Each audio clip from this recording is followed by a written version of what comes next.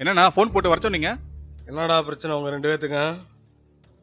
2 பேர் தனித்தனியா தொழில் பண்றீங்களா? அண்ணா இதுக்கப்புறம் ஒன்றும் சேர முடியாதுண்ணா. முடிஞ்சது தான். அவனுக்கு எனக்கு செட் ஆகாது. டேய், நீங்க 2 தனித்தனியா தொழில் பண்றது உங்களுக்கு பிரச்சனை இல்ல, எனக்கு தான் பிரச்சனை. போலீஸ் உங்க 2 பேர்த்தையும் என்கவுண்டர்ல போட பிளான் பண்ணிருக்கு, புரியுதா? ஒழுங்கா பழைய மாதிரி 2 பேரும் சேர்ந்தே தொழில் பண்ணுங்க, அதுதான் உங்க சேஃப்டி. எப்படி நான் சேர முடியும்? யார ஒருத்தனை போட்டிருக்கான். இப்படியே கொலைக்குன்னு போயிட்டு இருந்தா யாரும் உயிரோட இருக்க முடியாது. 2 பேரும் பகையை விட்டுட்டு ஒழுங்கா வேலையை பாருங்க, புரியுதா? அதுதான் அவங்க 2 பேத்துக்கு நல்லது.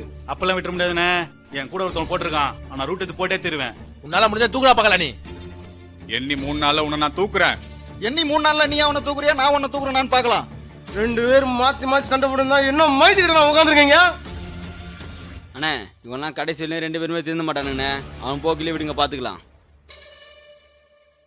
இதே மாதிரி பண்ணீங்கன்னு சொன்னீங்கன்னா நான் ஒதுங்கி நின்று வேடிக்கை தான் பார்ப்பேன். நாளைக்கு ஏதாவது பிரச்சனைனா என்னால ஒன்றும் பண்ண முடியாது. 2 பேரும் ஒத்துமையா இருந்து தொழில் பண்றா இருந்தா எல்லா உதவியும் நான் பண்றேன். என்ன சொல்றீங்க? அதெல்லாம் நடக்காதுண்ணா. எனக்கு வரத நான் பாத்துக்கிறேன். டேய் வாங்கடா போலாம்.